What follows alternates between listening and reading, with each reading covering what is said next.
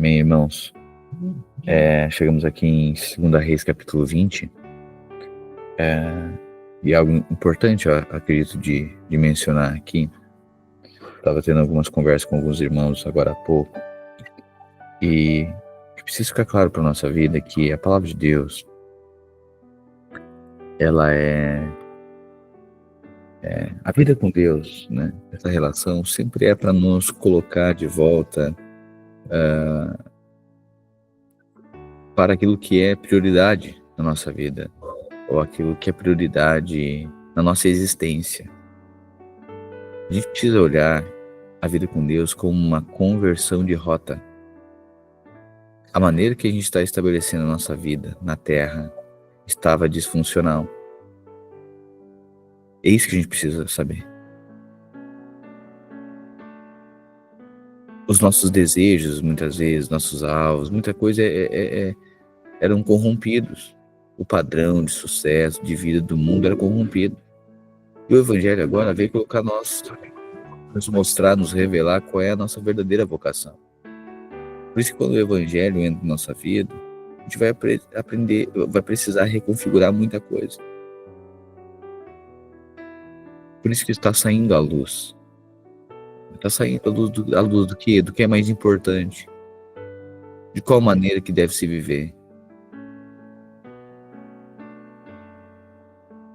Aquilo que é prioridade no nosso dia a dia.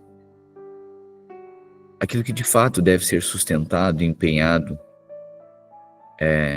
enquanto virtude, vocação.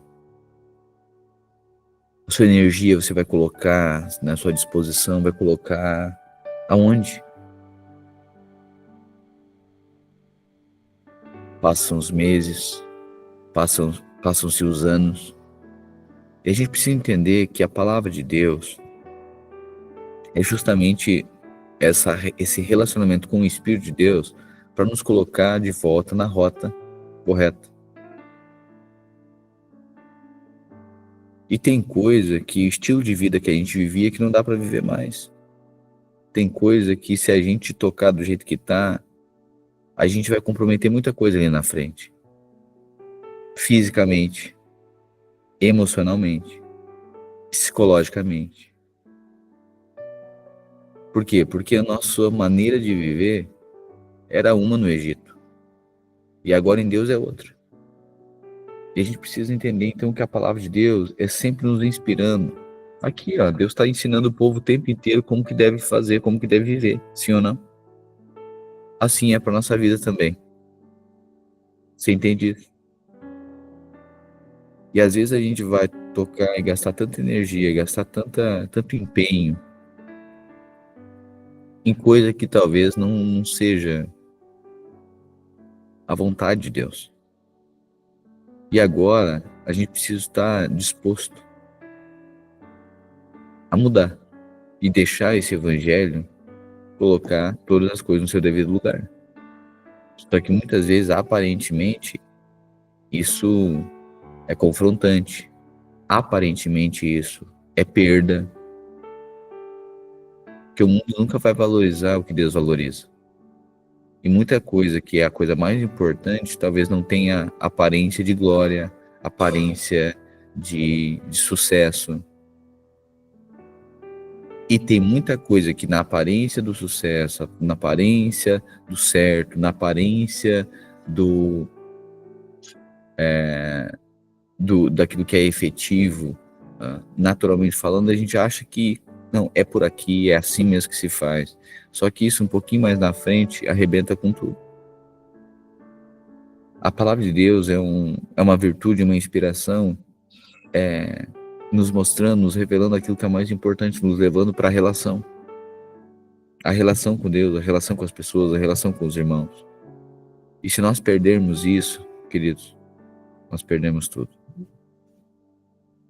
Se nós não vivermos em comunidade, se nós não vivermos a vida de Deus e relacionarmos com o Senhor, e relacionar com o Senhor é amar aquilo que Ele ama, é vida de pessoas, amizades, a gente conseguir ver propósito nisso. A gente não pode ficar escravo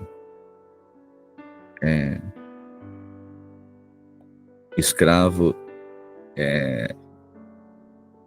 da, daquilo que até aparentemente foi uma bênção de Deus na nossa vida. A gente não pode ficar escravo disso. A gente precisa viver livre e ter uma convicção. A melhor coisa na vida, irmãos, é ter uma convicção de que a gente está no centro da vontade de Deus. A palavra de Deus o tempo inteiro está instruindo essa correção de rota. E é isso que Deus quer para sua vida. Eu sei que Deus está falando com algumas pessoas aqui agora. Sabe, mas assim, tem coisas que se você manter, se você ficar tocando por muito tempo, vai arrebentar tudo. Não pode ser assim. A palavra de Deus vai mostrar qual é a forma de relacionar. Por isso que, e eu sou tento ser enfático aqui, ou melhor, a Bíblia é enfática, e aí tento só traduzir isso através da leitura aqui. Princípios, sabe? Posicionamentos, homem, mulher, filhos, desafios espirituais. É a palavra de Deus que está mostrando isso. Eu sei que muitas vezes, né, pode ser até, pastor, olha só, não. Sei que ninguém pensa isso. Só quero que você esteja persuadido e convencido de que a igreja, os irmãos, isso tudo é para facilitar a sua vida. É Deus querendo colocar você, cada coisa no seu lugar, para que tudo se torne mais leve. E não uma agenda a mais a ser cumprida, uma luta a mais a vir para pesar a sua vida. Porque se a gente manter a nossa vida normal, que a gente vivia com os alvos, com as nossas preferências, com tudo aquilo que a gente acha que era importante para nós, sem discernir a vontade de Deus, e aí, além disso, agora viver a vida da igreja, isso vai ser um peso muito grande. Por quê? Porque é o nosso sonho, o nosso projeto, a maneira que a gente vivia antes, mais a maneira, agora, o sonho de Deus, a vontade de Deus, a maneira de Deus se relacionar. Pronto, arrebenta com tudo. Ninguém consegue. E Deus só quer mostrar agora que vai ser um novo governo na sua vida. Uma nova maneira de relacionar. É uma nova cultura. Para que isso traga paz para sua vida. Por isso que muitas vezes, sabe, a palavra de Deus tanto confronta, né? A gente acabou de ler aqui, sabe, a gente passou ali por Acabe, Jezabel, os profetas, a sua posição. Meu Deus, que tantos confrontos, né? Meu Deus, sabe, a palavra de Deus afetando e tal, não sei o quê. Mas sabe, é que se cada coisa vai para o seu lugar, tudo fica mais fácil, meus irmãos. Deus quer aliviar a sua vida. É você ser livre.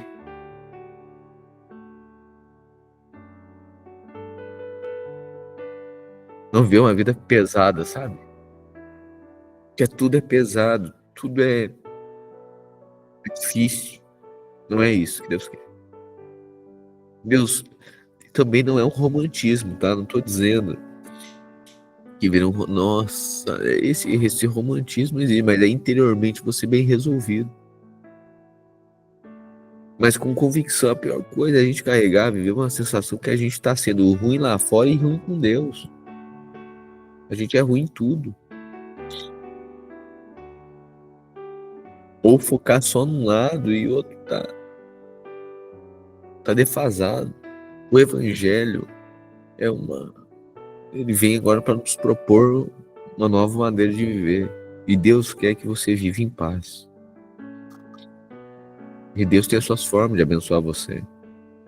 Sabe, te instituir como sabe, um homem segundo o seu coração, uma mulher segundo o seu coração. Um homem de Deus, uma mulher de Deus, uma família. Sabe, tenha paz. Não é paz porque eu não tenho o que fazer. Não é ócio. Mas sabe, uma convicção de propósito, de cada um no seu lugar. Sabe, um homem no seu lugar, uma mulher no seu lugar. Isso resolve tanta coisa. Tanta coisa. É isso que a palavra de Deus instrui o tempo inteiro. Jesus instruiu os discípulos. Gente, vocês precisam ter fé, gente. Vocês precisam ter fé. Se não tiver fé, vai bagunçar tudo, gente. Essa é a maneira que você deve ver. Creia, creia. Você precisa declarar, você precisa crer. Era isso que Jesus ficava insistindo o tempo inteiro. Então isso para a nossa vida se torna o quê? Se nós não andarmos por fé, vai ser uma bagunça a nossa vida. Se nós como homens, se os homens não estiverem na sua posição, vai ser um peso muito grande para toda a casa. Se a mulher não estiver na sua posição, vai ser um peso para toda a família. O Evangelho, então, é essa virtude, através do Espírito, convergindo à rota que nós estávamos. E nós estávamos fadados a uma rota, sabe, de viver como o mundo vive. E o Evangelho chegou agora e resgatou você dessa cultura, desse caminho. E aí, quando a gente submete à palavra de Deus e agora, sabe, se torna humilde para reconhecer que agora é por fé, a gente consegue perceber isso espiritualmente, todas as coisas vão indo para o seu lugar. A gente vai, sabe, edificar aquilo que é o mais importante. A gente vai construir o que é mais importante. Por isso que peça para o Senhor. Na verdade, o Senhor já está revelando isso por meio da sua palavra, né? Mas peça discernimento, porque às vezes a gente pode escutar, mas não ouvir, né? Enxergar, mas não ver. E peça para o Senhor. Para que, sabe, a vida com Deus não se torne um peso para você. Que não arrebente nas relações, que não arrebente, sabe, que não estoure em casa. Porque a gente tá tão estressado, a gente tá tão pilhado, que sempre arrebenta na relação, sempre arrebenta nos filhos, sempre arrebenta na esposa, no esposo, sempre arrebenta. Não tem margem, não tem tolerância nenhuma. Por quê? Porque a gente tornou como prioridade na nossa vida, a gente diz, não, a relação não é a coisa mais importante. A coisa mais importante, sei lá, é o sucesso, é a conquista, é outra coisa. E não é isso que Deus quer. Deus quer mostrar qual é a verdadeira vocação, o chamado. E isso nos confronta muito, porque daí se a gente parece que é uma coisa ou outra. Não é que na maneira de Deus vai ter tudo. Só que é numa maneira que talvez a gente não saiba. Que talvez não tenha um caminho ali que a gente tá vendo os próximos passos. Isso é uma vida por fé. Deus chama Abraão e diz, cara, eu vou te abençoar, eu vou te fazer uma grande nação e bendito. Qual é o próximo passo, Deus?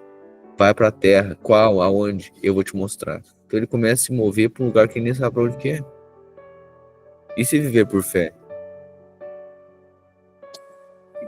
Mas a gente quer o quê? Quer ter o trilho certinho ali, que a gente sabe a segurança do próximo passo, onde vai dar. Mas isso a preço do quê? A preço de a gente arrebenta com tudo.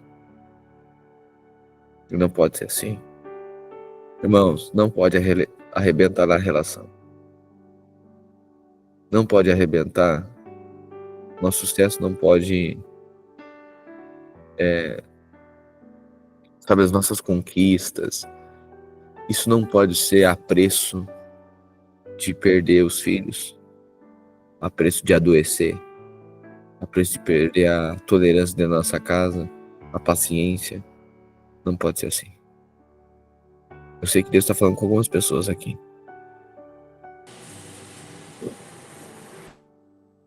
Mas isso não pode ser assim. O Evangelho corrigir essa rota. Que é a rota do mundo, que é todo mundo fadado a ficar doente, ressentido, uma família destruída e todo mundo agarrado num troféu. E por conta desse troféu todo mundo arrebenta com tudo. Deus veio. Jesus disse, meu fardo é leve. Não é que não tem fardo, é que é leve. Aprendei de mim que sou manso e humilde de coração. O de Deus, você não vai perder. Em Deus, você não vai perder seus filhos. Diante de Deus, você não vai perder e você vai ter. Deus vai abençoar você. Mas não pode, seu sucesso não pode comprometer sua relação, sua família. A gente precisa deixar o Evangelho agora corrigir a nossa rota. Amém. A Bíblia nada mais é do que uma instrução que leva agora ao Espírito Santo, a depender do Espírito Santo, e a submeter aquilo que Deus já instituiu, e dizendo o seguinte, olha, ouça o Espírito, se submeta ao que está escrito. Isso vai fazer você corrigir toda a sua vida, e vai viver em paz. Você vai ter alegria interior, você vai ter convicções. A pior coisa é uma vida cheia de dúvida, o tempo inteiro com dúvida. O tempo inteiro com dúvida. Para onde está indo? Se está certo, se está errado. O que está fazendo com a vida? Já se passaram 5 anos, 10 anos, 15 anos, 20 anos. E aí não se tem convicção que está fazendo a coisa certa. Ou se carrega um senso de desaprovação enorme. Que não consegue ser bom em algumas coisas e tal. E aí ainda acha, e Satanás acusa. E aí você tem vergonha e não conseguiu ser um sucesso nem em Deus, nem lá fora. E aí é acusado o tempo inteiro. Não, não é isso que Deus quer. Sabe, o Evangelho, ele veio para trazer, sabe, descanso para sua alma. O Evangelho veio para corrigir a rota e agora você... E para ter esse descanso precisa ter muita guerra. E para ser confortável precisa ter muito confronto. É isso que a gente não entende muitas vezes, né? Ah, eu queria ter uma palavra de paz, mas agora veio só espadada. Pois é. É porque se não destruir esse sofisma, essas mentiras, esse espírito que tem na nossa vida, não tem como ter paz. Se a gente não mudar a nossa mentalidade, se não for tão enfático assim, a gente vai continuar vivendo uma vida que é pesada, que é estressante, que é comprometedora. Então, sabe, cada vez que você estiver lendo a palavra de Deus, é que a palavra de Deus, ela quer trazer descanso para sua alma e colocar você na rota de Deus. Jesus vem para colocar cada coisa na rota de novo. Sabe, é isso que Deus está fazendo com a sua vida. Colocando a sua vida na rota da eternidade, na rota da divindade. Colocando você como um homem de casa, colocando como sacerdote do lar, colocando você como uma mulher virtuosa, tirando toda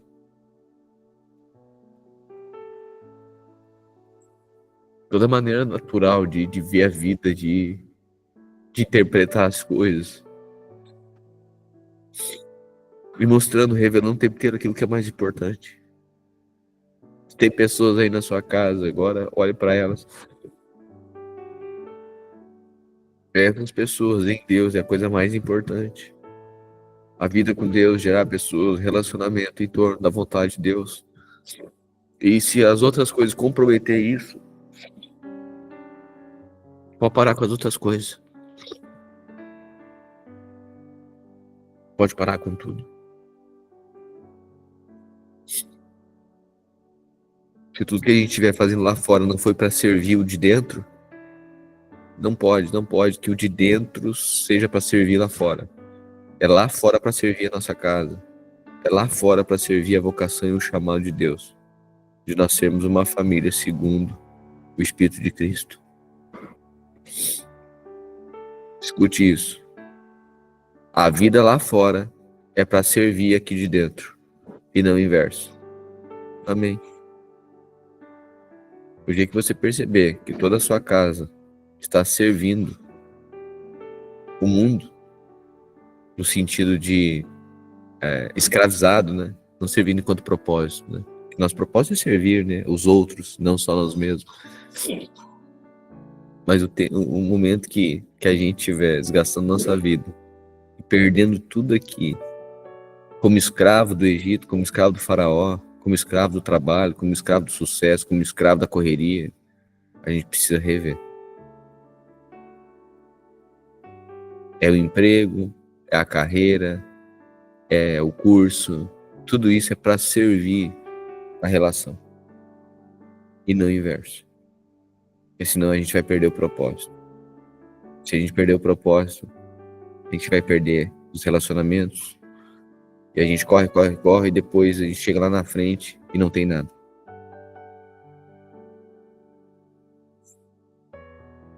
A gente corre tanto para ter uma casa melhor. Para quem você precisa de uma casa, você sozinho precisa de uma casa com 5 quartos, sozinho. Basta um, né? Às vezes a gente tá correndo para ter a casa de 5 quartos. Para quem, gente? Pra família, né? Pois é, mas eu não posso conquistar a casa de 5 quartos e perder a família, porque quando eu conquistar não tem mais a família. Fez sentido?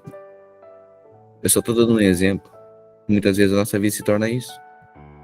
A gente tá correndo tanto pra conquistar e pra dar o melhor pra família, só perdeu a família. Entendeu? Por isso que de fora serve o propósito de dentro. Tudo é uma ferramenta para servir aquilo que está no coração de Deus, sermos família de Deus, vivermos segundo a vontade de Deus. E o Espírito Santo vai nos ensinando. Então saiba que a palavra de Deus quer corrigir, está nos corrigindo, está nos instruindo, para tornar mais leve, não é para tornar mais pesado. Sabe? Não é essa igreja para fazer mais agenda para nós. Deus que me livre. Né? Arrumar mais uma coisa para nós. Se isso não for nosso propósito, tudo é canseira.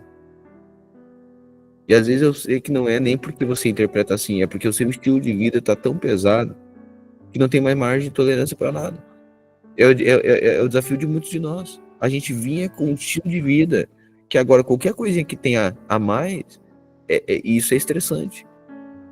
Por isso que não é uma vida adicionada. O evangelho não é uma vida adicionada, é uma vida substituída. O evangelho não veio para adicionar algumas coisas à sua vida, veio para substituir. Amém. Não sei se você pode declarar isso. O evangelho não veio para adicionar algumas coisas à minha vida. O evangelho veio substituir a velha vida em uma nova vida.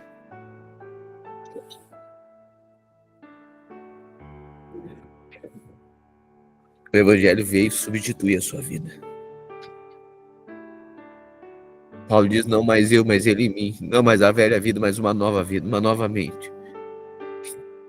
Não é a mesma coisa. Não é um pouco da sua vida, um pouco do que você vivia, do jeito. E agora a gente vai, não, se o evangelho precisa nos substituir. Peça isso pro Senhor, o Senhor substitui.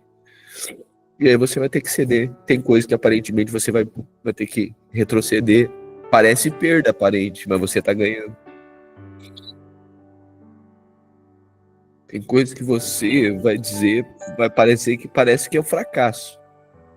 Vai ser o maior sucesso da sua vida.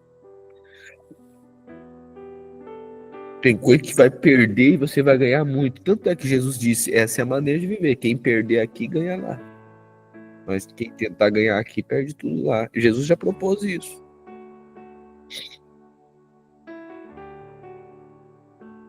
O desejo de Deus é que você se torne um homem como ele é.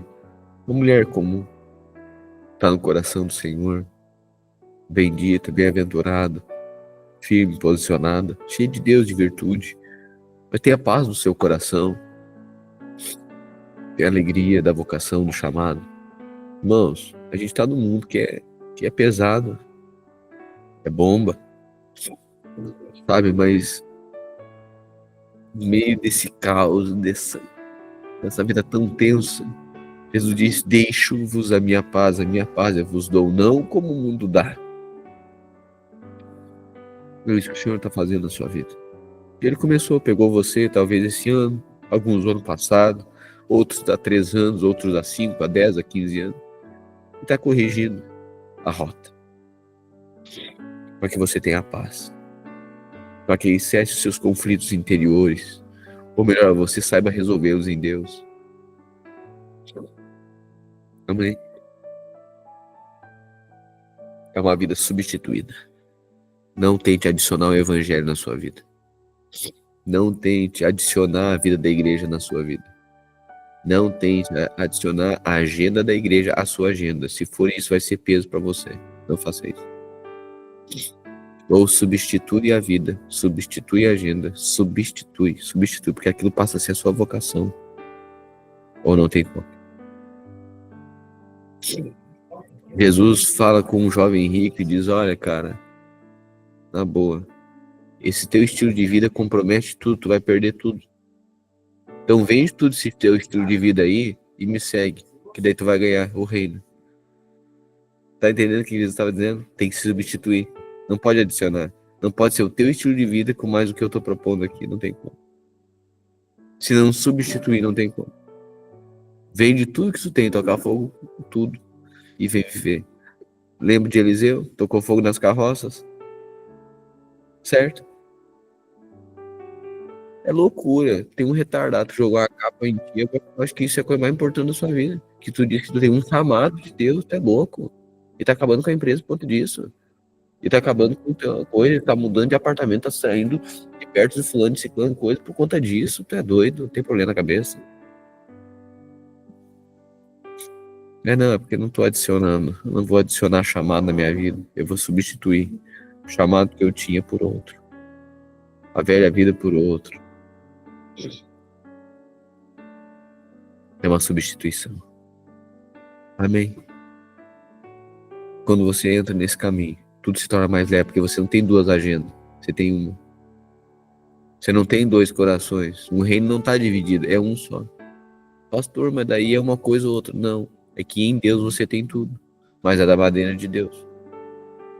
Não é um pouco do natural e um pouco do espiritual. Não é um pouco do nosso jeito e um pouco do jeito de Deus. Ou é tudo ou é nada. É isso que Jesus disse para o jovem rico.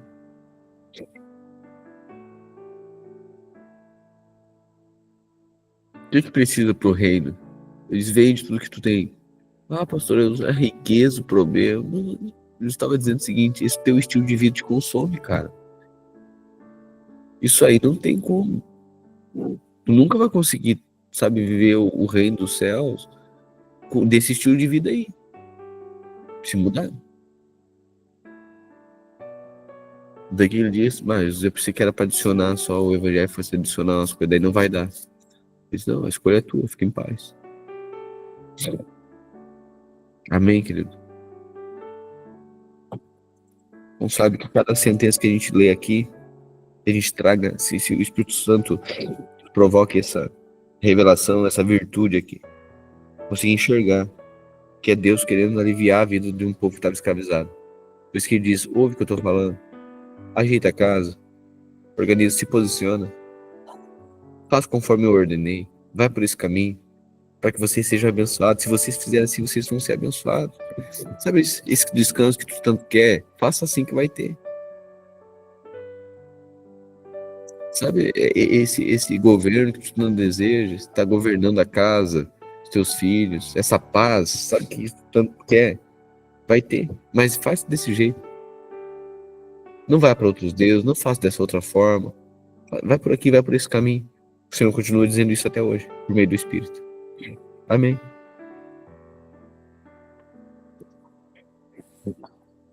Aleluia. Capítulo 20. Naqueles dias, Ezequias adoeceu de uma enfermidade mortal.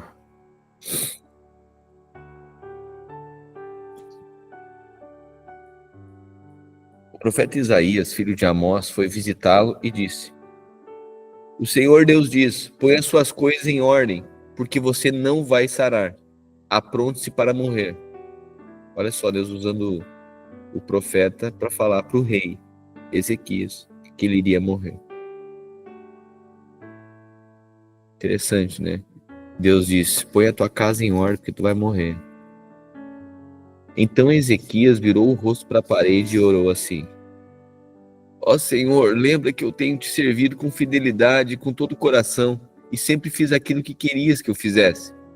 E chorou amargamente. Então o rei agora vira, chora amargamente.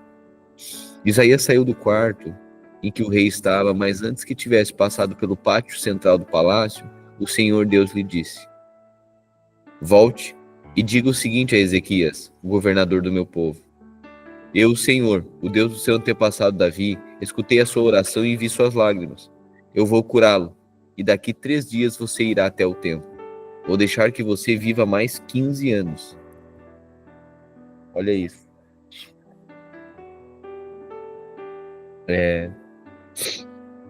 Ezequias virou para a parede, chorou. Deus disse que ele iria morrer. E ele agora pediu ao Senhor e Deus acrescentou mais 15 anos de vida a ele. Livrarei você e esta cidade de Jerusalém do rei da Síria. Defenderei essa cidade por causa da minha honra e por causa da promessa que eu fiz a meu servo Davi. Então Isaías disse: Ponha uma pasta de figos em cima da úlcera do rei, e ele ficará bom. E o rei Ezequias perguntou: Qual será o sinal de que o Senhor Deus vai me curar e de que daqui 3 dias eu poderei ir até o templo? E Isaías respondeu: O Senhor lhe dará um sinal para provar que vai cumprir a sua promessa. O que você prefere? Que a sombra da escadaria avance 10 graus ou volte 10 graus? Olha só. Qual é o sinal? Isso. Ele pergunta: Você quer que a sombra retroceda ou avance? Vamos lá, irmãos, agora. Se você sair na rua agora e olhar para uma árvore, o sol batendo na árvore está fazendo a sombra, certo? Por quê? Pela posição da Terra em relação ao Sol, o movimento de rotação da Terra, certo? Certo. O fato de avançar 10 graus ou retroceder 15 ou retroceder 10 graus, isso diz respeito à rotação da Terra. O que o profeta estava dizendo? Ele estava perguntando qual vai ser o sinal que realmente isso vai acontecer. Ele disse que é um sinal. Então tá. Tu quer que a Terra rote para frente ou para trás? Tu quer que haja sombra para frente ou volte? E Ezequias respondeu: Fazer a sombra avançar 10 graus é fácil.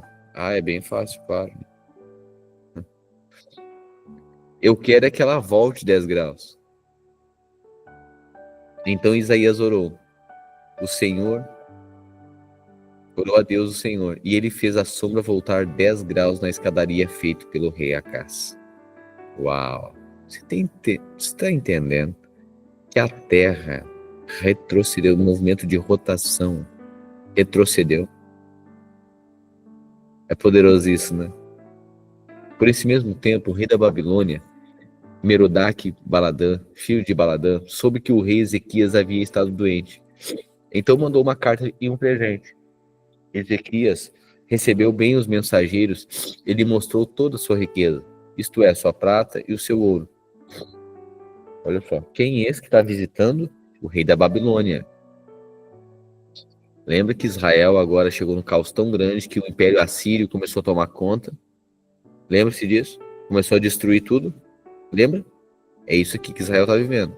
E agora, nesse tempo de Ezequias aqui, o rei da Babilônia soube que Ezequias estava doente. Então ele mandou uma carta e presentes. Ezequias recebeu bem os mensageiros do rei da Babilônia e mostrou toda a sua riqueza, isto é, prata e seu ouro, suas especiarias, os seus perfumes e todas as suas armas. Não houve nada nos seus depósitos ou em qualquer outro lugar que Ezequias não mostrasse. Então o profeta Isaías foi falar com ele e perguntou: De onde vieram esses homens? E o que foi que lhes disseram? O profeta Isaías perguntando para o rei Ezequias. Ezequias respondeu: Eles vieram de um país que fica muito longe daqui, vieram da Babilônia. Isaías perguntou: O que foi que eles viram no palácio? O rei respondeu: Viram tudo. Não houve nada nos depósitos que eu não lhes mostrasse.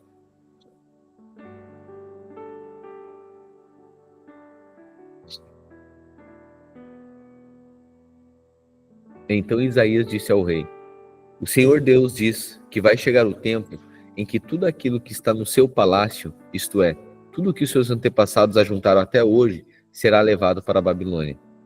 Nada ficará. Alguns dos seus próprios filhos serão levados como prisioneiros e feitos eunucos para trabalhar no palácio do rei da Babilônia.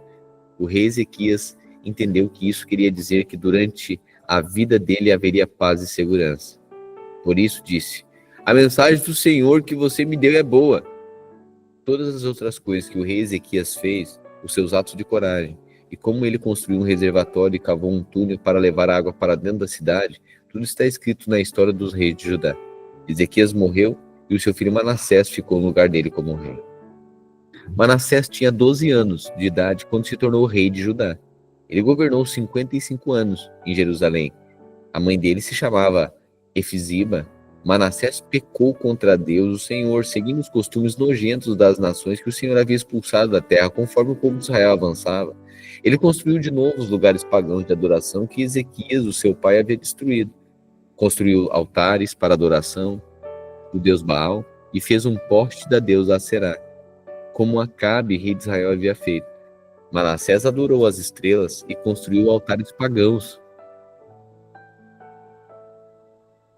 no templo onde, conforme o Senhor Deus tinha dito, ele deveria ser adorado. Nos 2 pátios do templo, Manassés construiu altares para a adoração das estrelas. Queimou seu filho em sacrifício. Olha o rei de Israel. E não seguiu Ezequias, o seu pai, certo? Então ele queimou aqui o seu filho em sacrifício, fazia adivinhações e feitiçarias e consultava adivinhos e médiuns. Pecou muito contra Deus, o Senhor, e fez com que ele ficasse irado. Manassés colocou uma imagem esculpida da deusa Aserá no templo, lugar a respeito do qual o Senhor tinha dito o seguinte a Davi e ao seu filho Salomão: em todo o território das 12 tribos de Israel escolhi este templo, aqui em Jerusalém, para ser o lugar onde seria adorado para sempre. E se o povo de Israel obedecer a todos os meus mandamentos e fizer tudo o que manda a lei que o meu servo Moisés deu a eles, então eu não deixarei que sejam expulsos da terra que dei aos seus antepassados. Mas o povo de Judá não obedeceu a Deus, e Manassés os levou a cometer pecados ainda piores do que aqueles cometidos pelas nações que o Senhor Deus havia destruído, conforme o seu povo ia avançando. Por meio de seus servos, os profetas, o Senhor Deus disse: o rei Manassés de Judá tem feito essas coisas nojentas, coisas muito piores do que aquelas que os amorreus fizeram, e com seus ídolos levou o povo de Judá a pecar. Por isso eu, o Senhor, o Deus de Israel, vou fazer cair sobre Jerusalém e sobre Judá uma desgraça tão grande, e todos aqueles que ouvirem contar a respeito dela ficarão espantados. Eu castigarei Jerusalém como fiz com a cidade de Samaria, e como fiz com o rei Acabe de Israel, e com os seus descendentes. Deixarei Jerusalém limpa do seu povo, tão limpa como um prato que foi esfregado e virado de boca para baixo. O que Deus estava dizendo? Que por conta da bagunça toda, ele iria dizimar os israelitas ali de Israel. O que é isso? A Babilônia logo vai subjugar todo mundo e vai levar todo mundo cativo, certo? É isso que Deus estava dizendo. Eu abandonarei as pessoas que não tiverem morrido e as entregarei aos seus inimigos, que as prenderão e que roubarão tudo o que houver na sua terra. Farei o povo, porque eles têm feito coisas erradas, que não me agradam, e me têm deixado irado desde o tempo em que os antepassados deles saíram do Egito até hoje. Manassés matou tantas pessoas inocentes que as ruas de Jerusalém ficaram alagadas de sangue. Além disso, ele cometeu o pecado de levar o povo de Judá a adorar ídolos, fazendo o que é errado, o que não agrada a Deus, o Senhor. Todas as outras coisas que Manassés fez e também os pecados que ele cometeu, tudo isso está escrito na história dos reis de Judá. Manassés morreu e foi sepultado no jardim do palácio, o jardim de Uzá, e o seu filho Amon ficou no lugar dele como rei. Amon tinha 22 anos de idade quando se tornou rei de Judá. Ele governou 2 anos em Jerusalém. A mãe dele se chamava Messulemete e era filha de Arus, da cidade de Jotbatá. Como seu pai Manassés, Amon fez coisas erradas, que não agradam a Deus, o Senhor. Ele imitou as ações do seu pai e adorou e serviu ídolos que o seu pai havia adorado. Assim Amon abandonou o Senhor, o Deus dos seus antepassados, e foi desobediente a ele. Os oficiais de Amon fizeram uma revolta contra ele e mataram no palácio.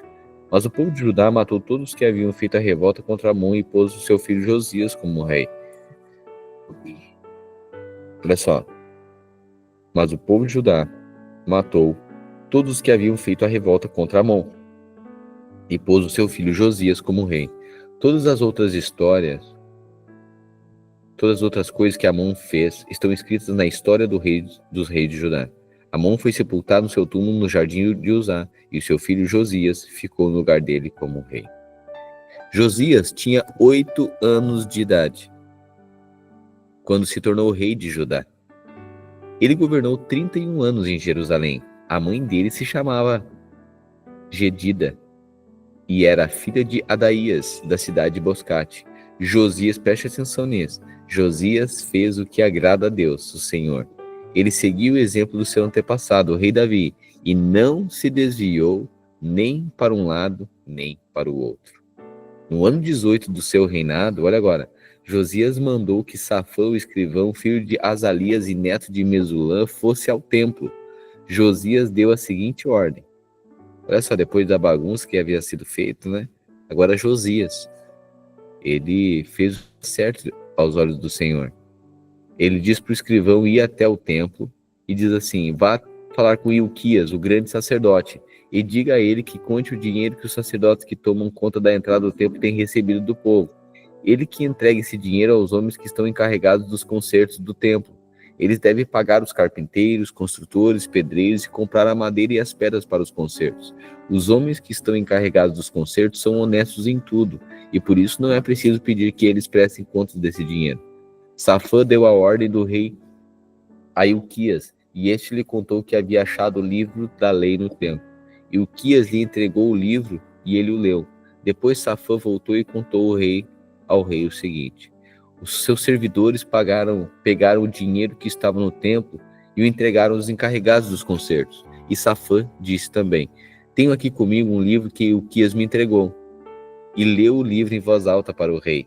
Quando ouviu o que o livro da lei dizia, o rei rasgou as suas roupas em sinal de tristeza. Então deu a Ilquias, o sacerdote, e a Aicã, filho de Safã, e a Acbor, filho de Micaías, e a Safã, o escrivão, e a Asaías, o servidor do rei, a seguinte ordem: vão consultar a Deus o Senhor por mim e por todo o povo de Judá a respeito dos ensinamentos desse livro. Deus está irado conosco porque os nossos antepassados não fizeram o que esse livro manda. Então você percebeu aqui que Josias, Deus levanta Josias agora e ele faz o que ele agrada ao Senhor, o que é reto diante do Senhor.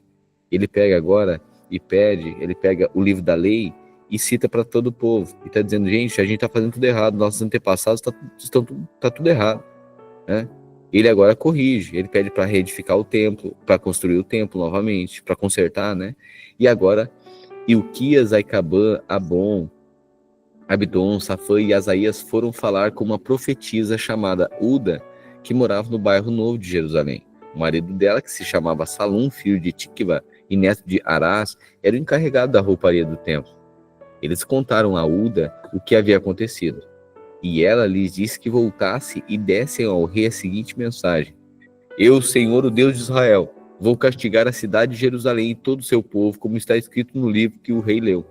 Eles me abandonaram e têm oferecido sacrifícios a outros deuses, e assim me fizeram ficar irado por causa de todas as coisas que têm feito. A minha ira se acendeu contra Jerusalém, e não vai se apagar. Eu, o Senhor, o Deus de Israel, digo isso a respeito do rei. Você ouviu o que está escrito no livro, e se arrependeu, e se humilhou diante de mim, rasgando as suas roupas e chorando quando ouviu que ameacei castigar a cidade de Jerusalém e seu povo.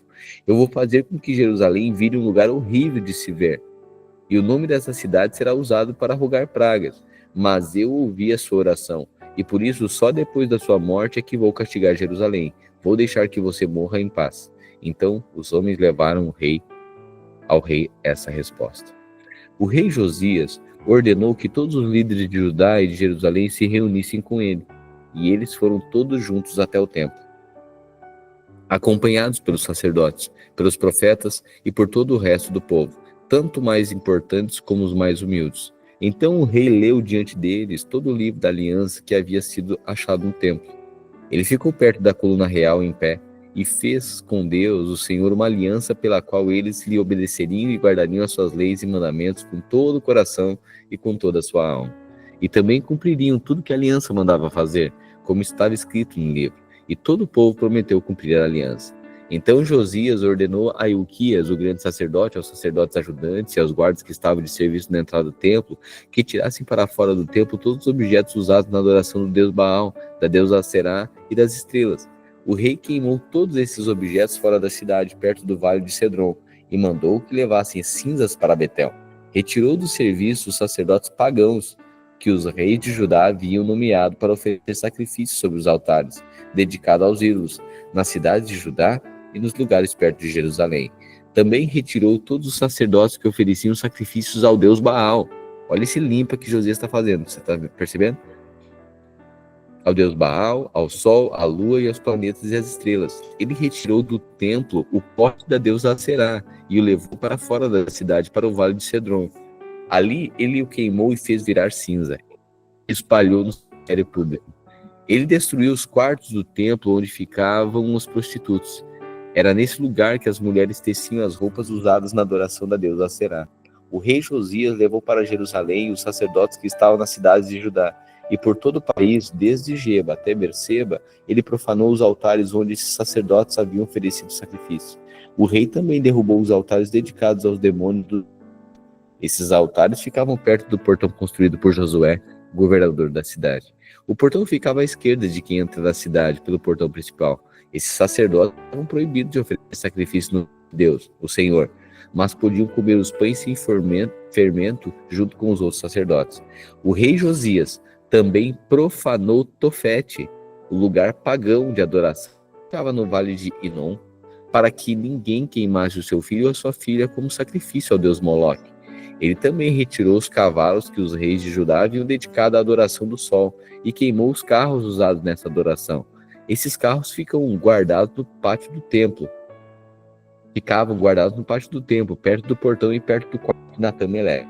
Um alto funcionário, o rei Josias, derrubou os altares que os reis de Judá haviam construído no palácio, sobre a sala do rei Acás. Ele destruiu os altares construídos pelo rei Manassés, os 2 pátios do templo, os fez em pedaços e jogou no vale de Cedron.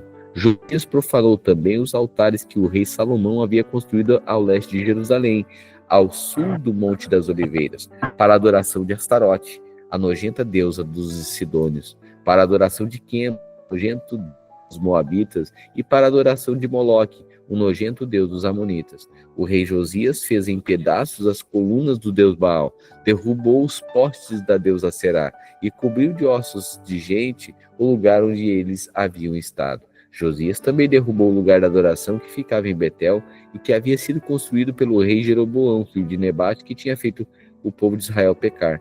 Josias derrubou o altar, quebrou as suas pedras em pedaços e as esmigalhou até virarem pó. Ele também queimou o pó da Será.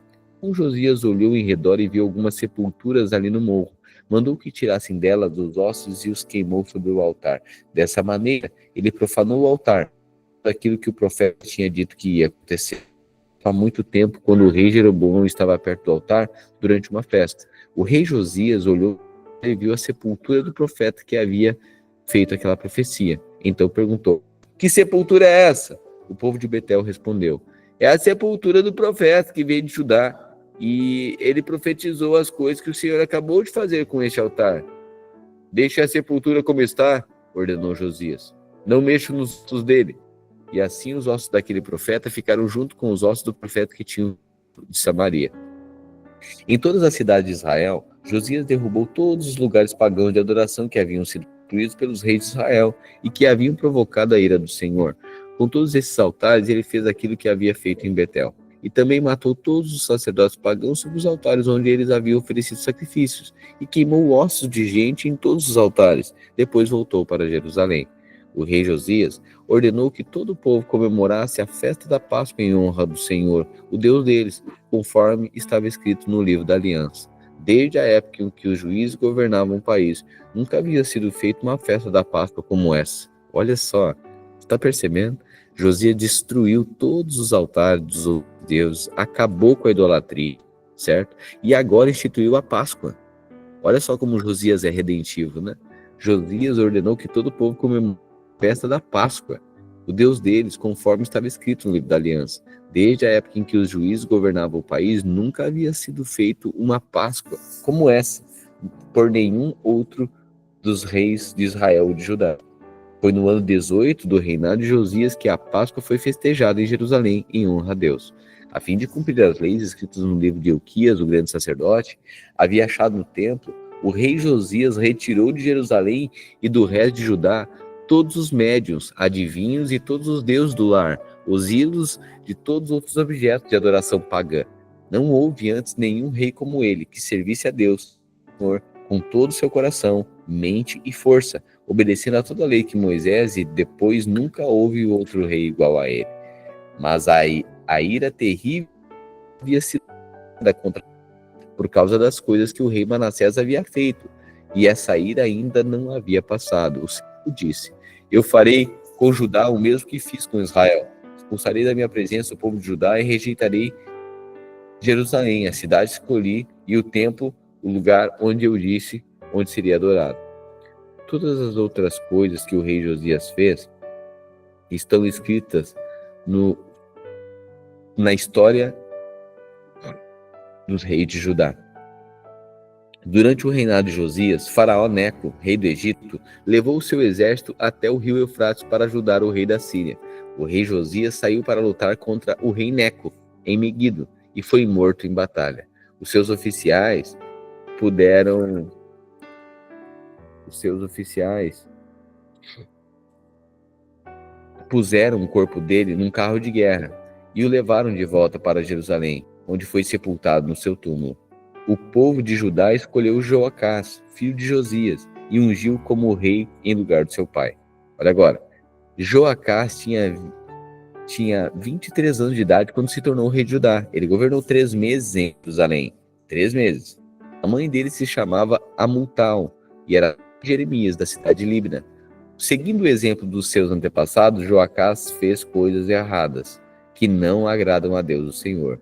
O seu reinado acabou quando o rei Neco mandou prendê-lo em Ribla, na terra de Amate, e obrigou o povo de Judá a entregar 300 quilos de prata e 34 quilos de ouro.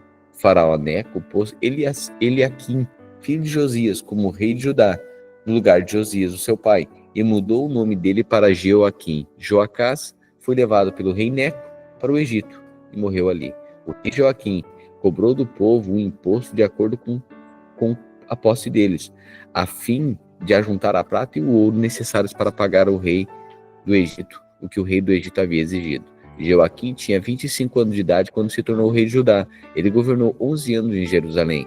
A mãe dele se chamava Zebida e era filha de Pedaías, da cidade de Ruma. Seguindo o exemplo dos seus antepassados, Joaquim fez coisas erradas que não agradam o Senhor.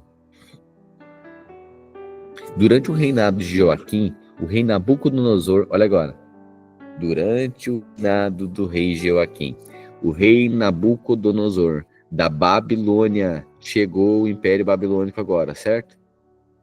Invadiu Judá e durante 3 anos Joaquim foi dominado por ele, mas depois se revoltou. Para destruir Judá, o Senhor Deus fez os profetas, isto é, ele mandou contra Joaquim bandos armados de babilônios, sírios, moabitas e amonitas. Isso aconteceu com Judá por ordem do Senhor para expulsar o povo de Judá da sua presença, por causa de todos os pecados que o rei Manassés havia cometido, e principalmente por causa de todas as pessoas inocentes que ele havia matado. O Senhor não quis perdoar Manassés por esse pecado. Tudo que Joaquim fez está escrito na história dos reis de Judá. Joaquim morreu e o seu filho Joaquim ficou no lugar dele como rei. O rei do Egito nunca mais terra exército, pois o rei da Babilônia havia conquistado todas as terras que tinham sido do Egito, desde o Eufrates até a fronteira norte do Egito. Joaquim tinha 18 anos de idade quando se tornou rei de Judá. Ele governou 3 meses em Jerusalém. A mãe dele se chamava Neusta e era filha de Jerusalém. Seguindo o exemplo do seu pai, Joaquim fez coisas erradas que não agradam a Deus, o Senhor. Foi durante o reinado de Joaquim que o exército da Babilônia, comandado pelos oficiais do rei Nabucodonosor, marchou contra Jerusalém e cercou a cidade.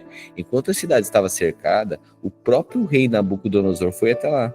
E o rei Joaquim, a sua mãe, os seus filhos, os oficiais e funcionários do palácio se entregaram aos babilônios.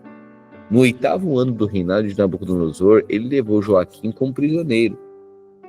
Também levou para a Babilônia todos os tesouros do templo e do palácio, conforme o Senhor tinha dito. Nabucodonosor quebrou todos os objetos de ouro que o rei Salomão tinha feito para serem usados no templo.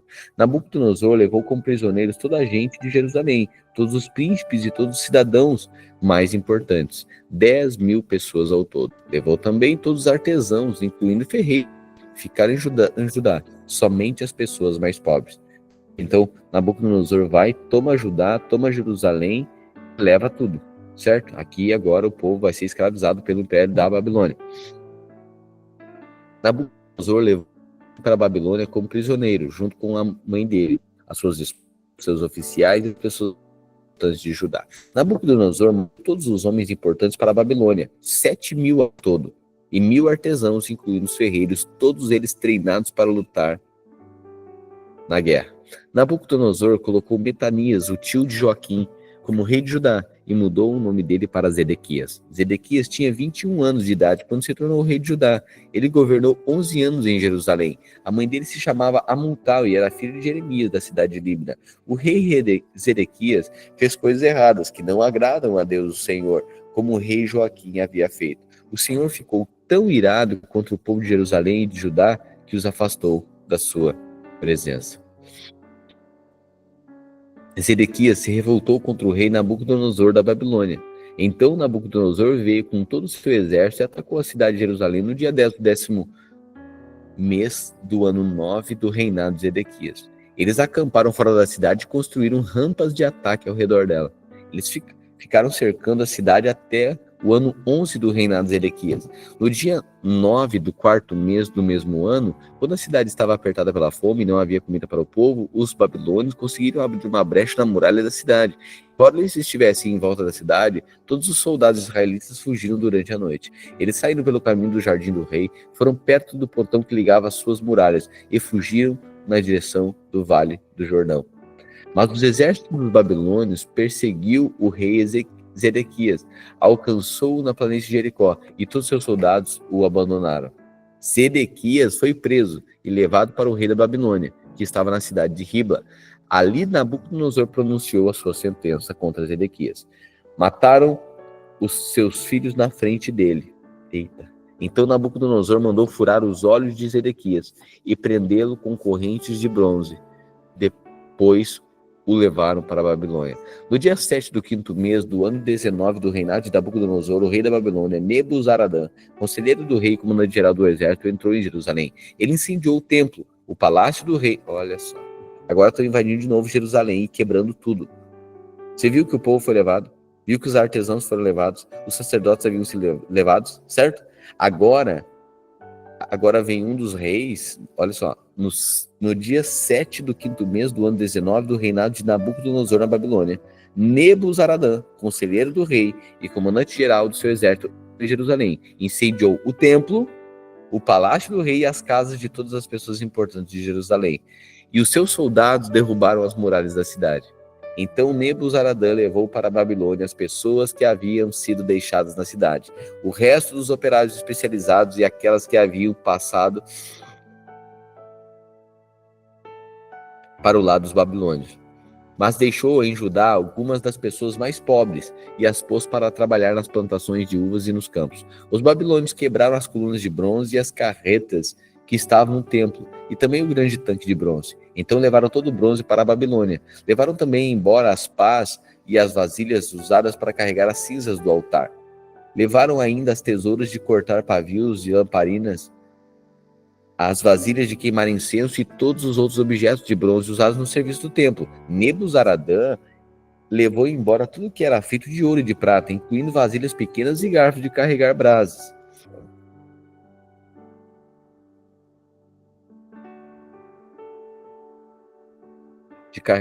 Não foi possível calcular o peso dos objetos de bronze que o rei Salomão havia feito para o templo, isto é, as 2 colunas, as carretas e o grande tanque, pois eram pesados demais.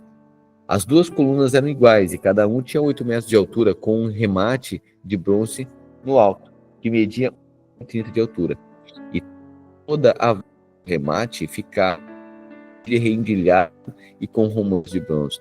Nebuzaradã, comandante-geral do exército babilônio, também levou como prisioneiro Seraías, o grande sacerdote, e Sofonias, o segundo sacerdote, e os 3 outros oficiais de importância do templo. Da cidade, ele levou o oficial que tinha sido o comandante das tropas, 5 conselheiros do rei que ainda estavam lá, o oficial encarregado de alistar homens para o exército e mais 60 homens importantes. Nebuzaradã os levou ao rei da Babilônia, que estava na cidade de Ribla, na terra de Amate. Ali o rei mandou surrá-lo e depois matá-los. Assim o povo de Judá foi levado como prisioneiro para fora da sua terra. Olha isso. Assim o povo de Judá foi levado como prisioneiro para fora da sua terra. O rei Nabucodonosor da Babilônia colocou Gedalias, filho de Aicã e neto de Safã, como governador de Judá, e o encarregou de todos aqueles que não haviam sido levados para a Babilônia. Os oficiais e os soldados israelitas que não se haviam entregado souberam disso e foram encontrar com Gedalias em Mispa. Esses oficiais eram Ismael, filho de Netanias, Joanã, filho de Careá, Seraías, filho de Tanumete, e da cidade de Netofa, e Jazanias de Maacá. Gedalias disse a eles: eu dou a minha palavra que vocês não precisam ter medo dos oficiais babilônios. Fiquem morando nessa terra, trabalhem para o rei da Babilônia e tudo correrá bem para vocês. Porém, no 7º mês daquele ano, Ismael, filho de Netaías e neto de Elisama, que era da família do rei, foi até Mispa com 10 homens, atacou Gedalias e os matou. Também matou os israelitas e babilônios que estavam ali com ele. Então todos os israelitas, tanto os mais importantes como os mais humildes, junto com os oficiais do exército, saíram e foram para o Egito, pois estavam com medo dos babilônios. No ano em que Evil-Merodach se tornou rei da Babilônia, ele foi bondoso com o rei Joaquim de Judá e o libertou da prisão. Isso aconteceu 37 anos, 11 meses e 27 dias depois que Joaquim havia sido levado como prisioneiro. Evil-Merodach tratou Joaquim com bondade e lhe deu uma posição mais alta do que a dos outros reis que eram prisioneiros com ele na Babilônia. E assim deixaram que Joaquim tirasse suas roupas de prisioneiro e vestisse as suas próprias roupas e cometesse junto com o rei pelo resto da sua vida. E todos os dias, enquanto viveu, recebeu do rei uma pensão para o seu sustento. Amém? Nós finalizamos aqui o livro de 2 Reis, então contando aí a história decadente do povo de Israel na terra. O que precisa ficar claro então é que Deus, depois que o reino foi dividido através do filho de Roboão, filho de Salomão, e Jeroboão, que era o capitão do exército, Israel passou a ser então organizado em 2 grupos, e cada das tribos, né, dos grupos, tiveram 20 reis em Israel, certo? E muitos fizeram mal, o que era mal diante do Senhor, e por conta disso foram levados, escravizados para a Babilônia. É esse o cenário até aqui. Amém? Deus querendo relacionar com esse povo, querendo que esse povo se estabeleça, mas o povo o tempo inteiro abandonando o Senhor, seguindo outros deuses, e por conta disso, Deus permite que eles vão para a Babilônia, escravizados para a Babilônia, por tudo aquilo que eles estavam fazendo, obstinados e fazendo de errado, certo? Esse é o livro dos reis de Israel. E agora amanhã a gente inicia então crônicas. São crônica do quê? Crônica dos reis. A gente vai ver muita coisa que foi até aqui, certo? São as crônicas, é a história contada agora novamente, aqui no próximo livro. Amém? Senhor Jesus, te agradecemos pela virtude da tua palavra, ó Deus, pela instrução, ó Deus, que está sempre apontando para a honra, para obedecer ao Senhor. É o princípio da sabedoria. Seremos abençoados, ó Deus, em todas as coisas. Quando ouvimos a instrução, ouvimos a tua voz. Nós oramos, ó Deus, para cada dia mais o Senhor aumente nossa capacidade de perceber qual é a tua boa, perfeita e agradável vontade.